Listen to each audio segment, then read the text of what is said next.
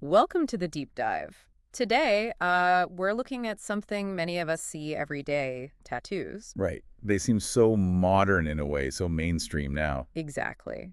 But we're diving deep into where they actually came from. The history, the why behind humans doing this for, well, thousands of years. It's a fascinating journey, really. We've looked at quite a bit, archaeological finds, cultural studies to try and piece together the story. So the mission today is basically to trace those roots, see how the meanings changed across cultures, across time. Yeah, to get a sense of that long history etched in skin. Okay, so where do we start? How far back does this go?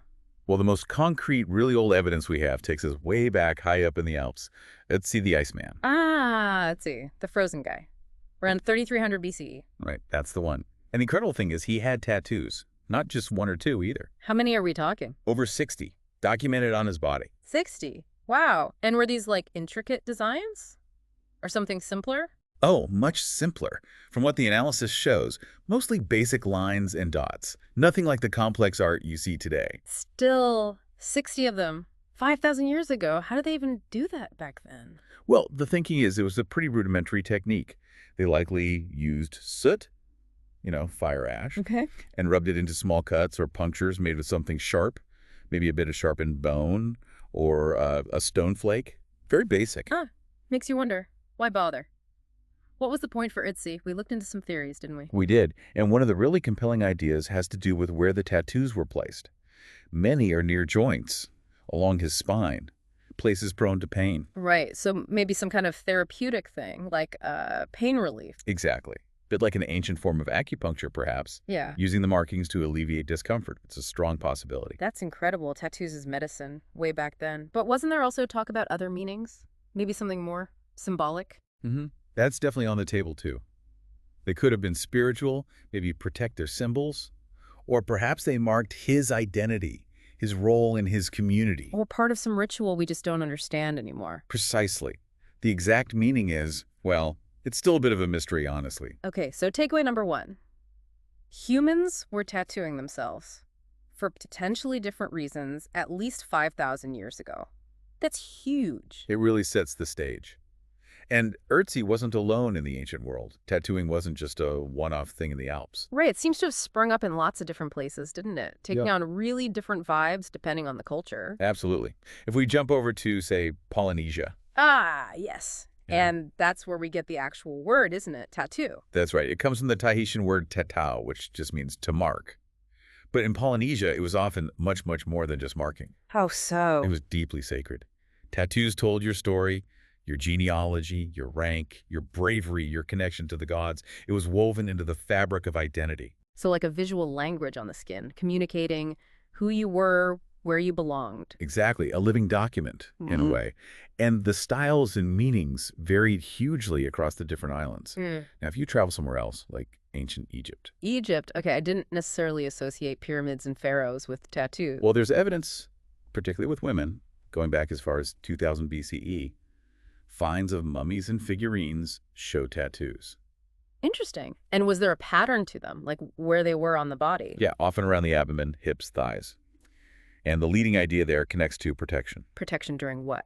During pregnancy and childbirth, the thought is they might have been seen as apotropaic symbols. Apotropaic, meaning like warding off bad luck or harm. Exactly, like a protective charm marked directly onto the body for a dangerous time in a woman's life. Wow. Okay, so from possible pain relief to sacred identity to protective symbols, it's already showing such a range. What about Japan? That's famous for tattoo art. Japan is fascinating. You see the development of tattooing into this incredible full-body art form, irizumi, a real skilled craft. Beautiful, intricate work. Absolutely. But the social status of tattoos in Japan has really fluctuated over time. It wasn't always seen the same way. Right, sometimes associated with firefighters or laborers, sometimes with criminality, sometimes status, sometimes rebellion. It shifted a lot. It really did. A tattoo could mark you as an outcast in one era and then become a symbol of defiance or aesthetic choice in another. It shows how much culture shapes perception. And we should probably also mention, it wasn't always about personal choice or art, was it? Tattoos have a darker side in history, too. Yes, that's important context.